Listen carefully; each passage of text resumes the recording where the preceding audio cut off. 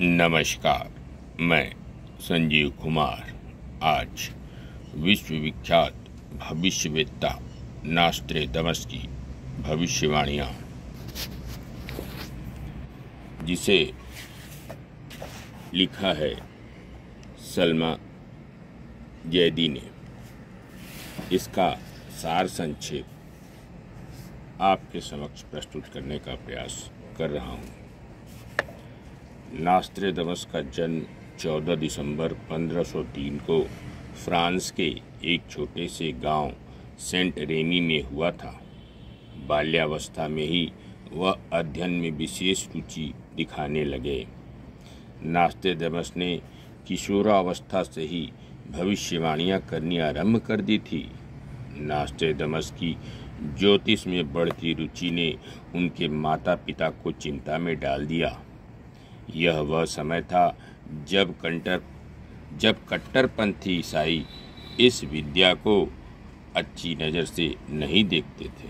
अतः माता पिता ने ज्योतिष से नास्ट्रेदमस का ध्यान हटाने के लिए उन्हें चिकित्सा विज्ञान की शिक्षा ग्रहण करने के लिए 1522 में मॉन्टपेलियर भेज दिया।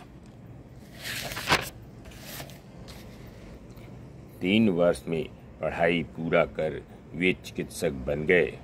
उसी दौरान दक्षिण फ्रांस में प्लेग की भारी प्रकोप हुआ।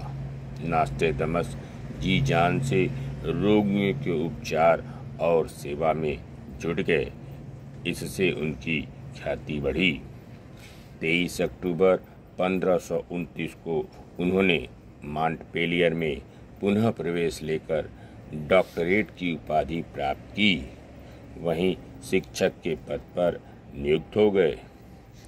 1537 में फ्रांस में पुनः प्लेग का प्रकोप हुआ। नास्ट्रेदमस की जीवन संगिनी तथा दोनों संतानें महामारी का शिकार हो गईं। दुखी नास्ट्रेदमस सब कुछ छोड़ यूरोप चले गए।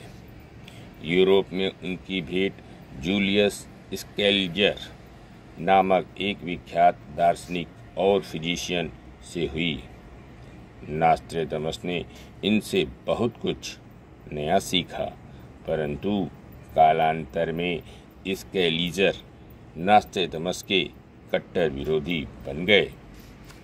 1547 में नास्ट्रेदमस ने एन नामक एक धनी विधवा से विवाह कर लिया।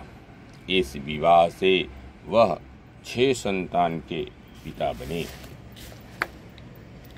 नास्ट्रेदमस की भविष्यवाणियों की ख्याति की चर्चा फ्रांस की महारानी कैथरीन डी मेडिसी के कानों तक भी पहुंची। उन्होंने अपने बच्चों का भविष्य जानना चाहा।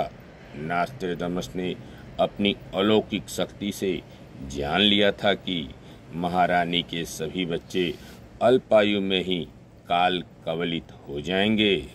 नास्ट्रेदमस से सत्य बोलने का साहस नहीं जुटा पा रहे थे और असत्य बोलना नहीं चाह रहे थे। अतः उन्होंने अपनी भविष्यवाणी प्रतीकात्मक छंदों में व्यक्त किया।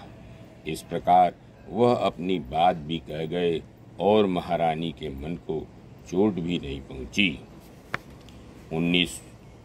1550 के बाद नास्ट्रेदमस ने अपना पूरा समय और ध्यान ज्योतिष विद्या की साधना पर लगा दिया और अपने चिकित्सक के पेशे को तिलांजलि दे दी।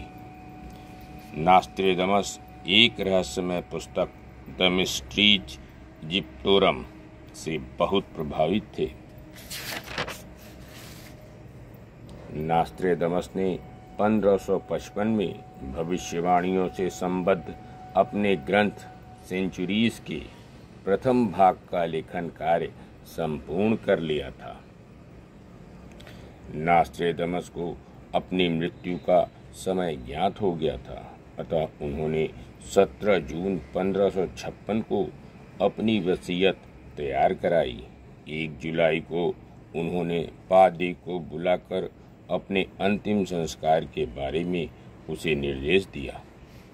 2 जुलाई 1566 को इस महान भविष्यवेत्ता का निधन हो गया।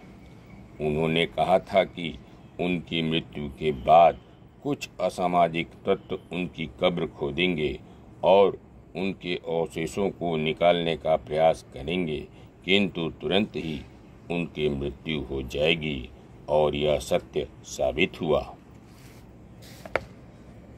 भारत के संदर्भ में बहादुर शाह जफर, झांसी की रानी, 1857 का गदर, छत्रपति शिवाजी, गुरु गोविंद सिंह, लाल बहादुर शास्त्री, इंदिरा गांधी, राजीव गांधी, विश्वनाथ प्रताप सिंह, चंद्रशेखर आदि पर सटीक भविष्यवाणी बहुत पहले ही उन्होंने कर दिया था। भारत का भावी नेता के बारे में सेंचुरी 1 के छंद 50 में कहा गया है, from the poetic triplicity shall be born one who shall make Thursday his holiday, his fame, praise, rule and power shall grow by land and sea to become a tempest to the east। अर्थात 3 समुद्रों से घिरे प्रदेश में एक ऐसा नेता उभरेगा जो बृहस्पतिवार को अवकाश घोषित करेगा। उसकी प्रसिद्धि, महिमा और प्रभुत्व इतना व्यापक होगा कि वह पूर्व का एक सशक्त नेता माना जाएगा। पूरे विश्व की महत्वपूर्ण घटनाओं की सटीक भविष्यवाणी नॉस्ट्रेडमस ने अपने छंदों में कर दिया है। क्या एक विश्व धर्म की कल्पना सच होगी?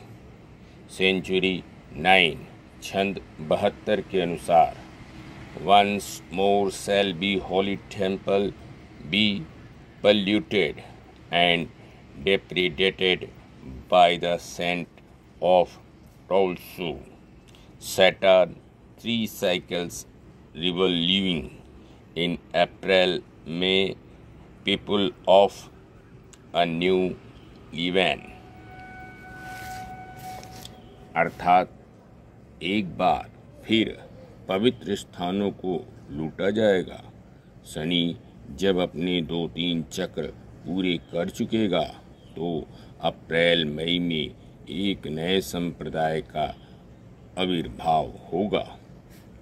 इस भविष्यवाणी के अनुसार सन 2150 इसके लिखे जाने के लगभग 6 वर्ष पश्चात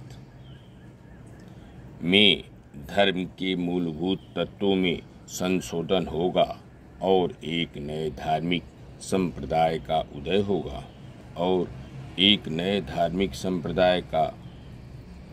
उदय होगा नॉस्ट्रेडमस की यह भविष्यवाणी संभवतः एक विश्व धर्म के प्रसार की ओर इंगित करती है। धन्यवाद, नमस्कार।